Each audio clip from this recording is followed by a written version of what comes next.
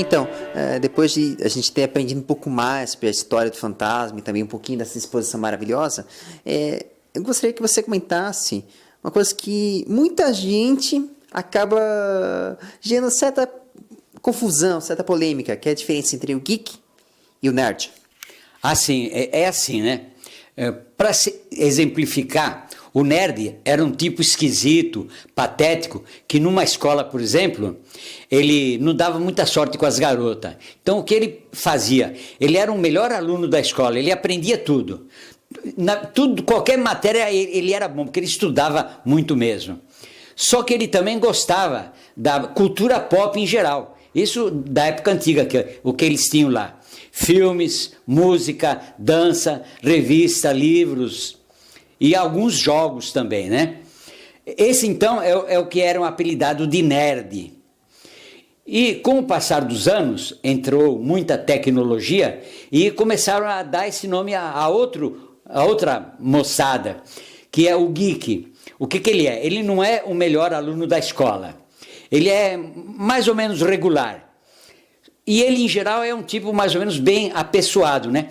Aí o que acontece ele está por dentro de toda essa parafernália moderna, que é internet, YouTube, Orkut, Facebook, Google, WhatsApp, ele sabe tudo. E esse aí ele tem mais sorte com as garotas. Então, a diferença é mais ou menos essa, entre nerd e o geek.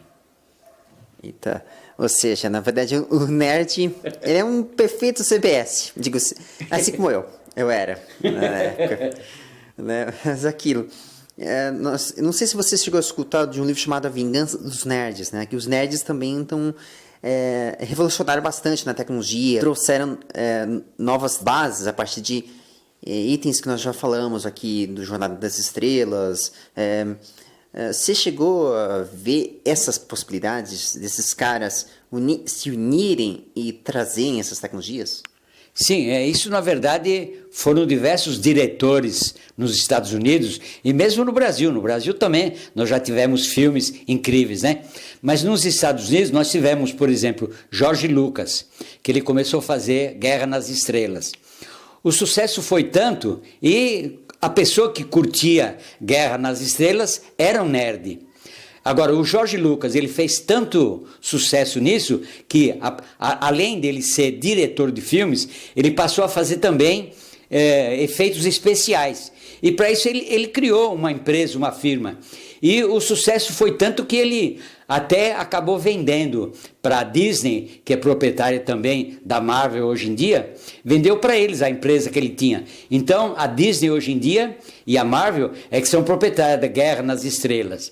Mas e um diretor famoso também, que é o Spielberg, que criou Jornada nas Estrelas. Também eram pessoas nerds também.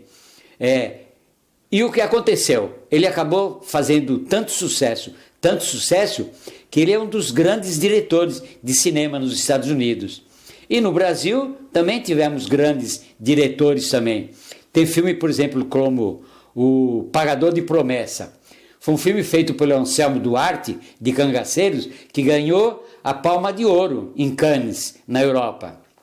Então, o brasileiro também faz parte dessa cultura nerd. Eles eram chamados de nerd também.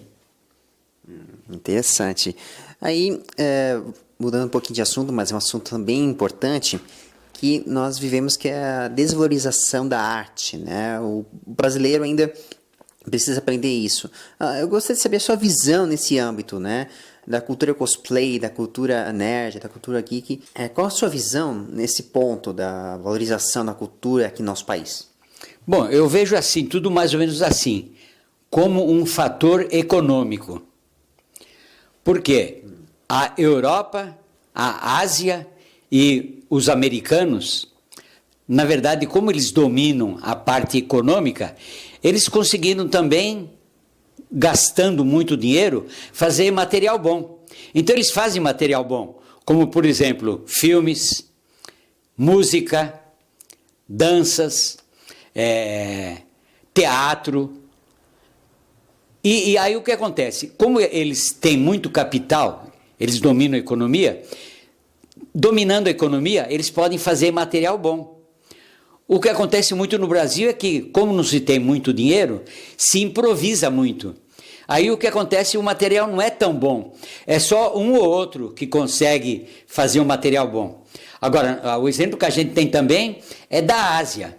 Da Ásia veio lá, do Japão e da China, numa jogada inteligente dos povos, tanto europeu como asiático e africano e indiano, eles fizeram uma junção.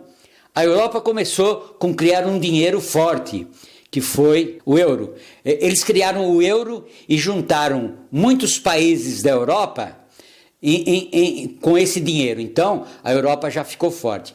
Aí o que aconteceu? A Europa se juntou com a China e com a Índia.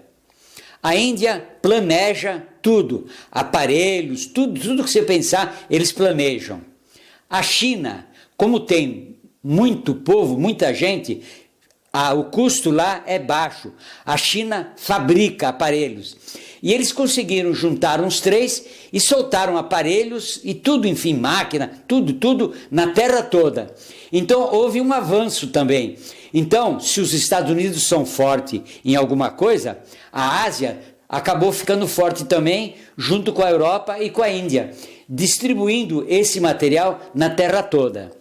O pessoal oriental, no caso Japão e China, eles conseguiram colocar fora do país deles os mangás, seguindo dos mangás os animes, e com isso conseguiram distribuir e divulgar esse material na terra toda. Mesmo nos Estados Unidos, que são fortes na área de entretenimento, lá se leem muito e se assiste muito anime e se lê muito mangá. Em outras palavras, você, digamos assim, esse mundo, esse universo, na verdade, ele é um universo de massas, de uma cultura de massas muito forte.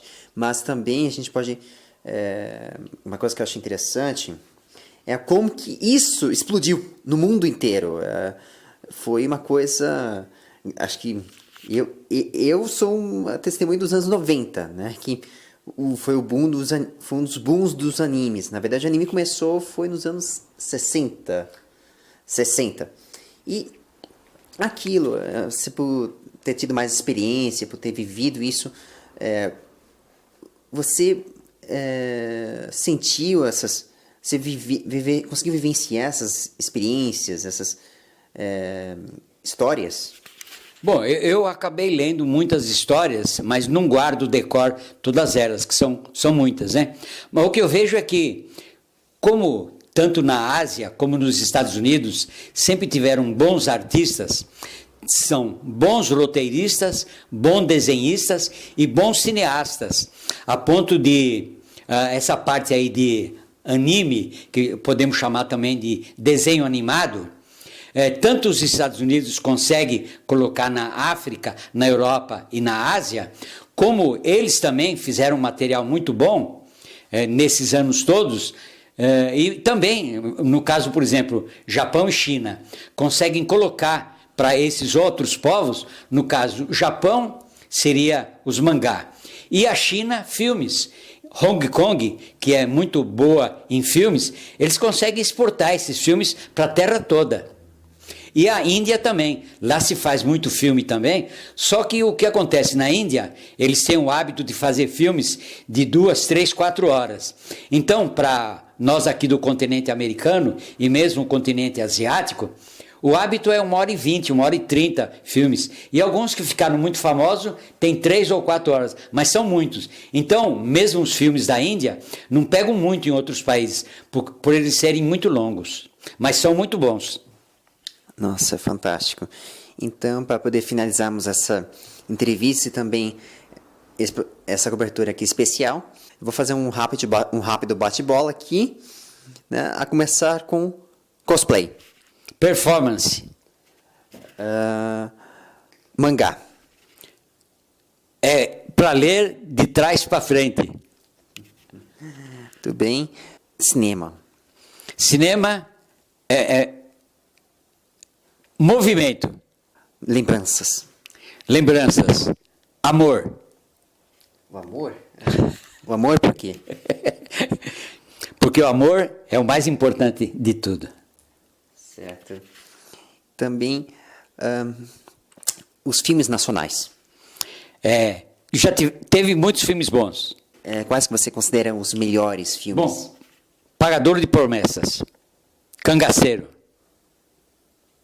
A Viúva Virgem. Beleza. E para poder finalizar, Fantasma. Espírito que Anda. Esse daí a gente fecha por aqui, né? Essa entrevista maravilhosa. Nós conhecemos um pouco da história desse cara, desse colecionador fantástico. Que aquilo, já venho acompanhando ele desde 2013 com os cosplays. E eu falo, é uma coisa fantástica que ele traz para a nossa história.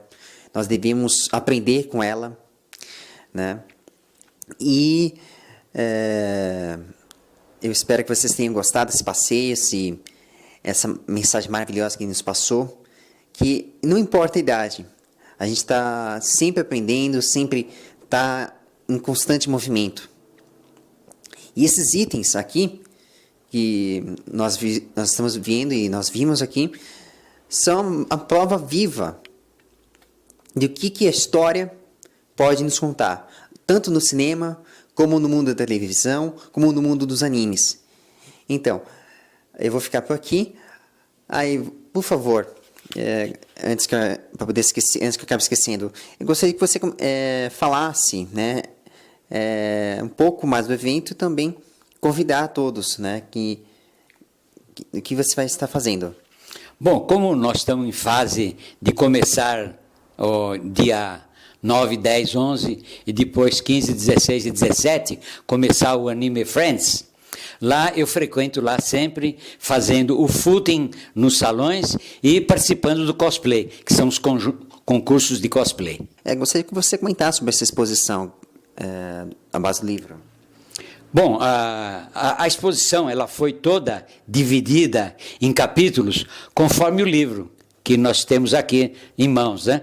Que é Dead Edson Céspede, fotobiografia, onde eu coloquei, baseado em fotografias, no estilo livro-revista, coloquei fotografias minhas, das pessoas com quem eu lidei nesses anos todos, amigos, coloquei pessoas de talento da minha família e coloquei as pessoas da minha família também, que eu fiz a árvore genealógica, que é tentar contar a história da minha família, homenageando aos meus ascendentes, até chegar ao máximo que eu pude nas minhas pesquisas.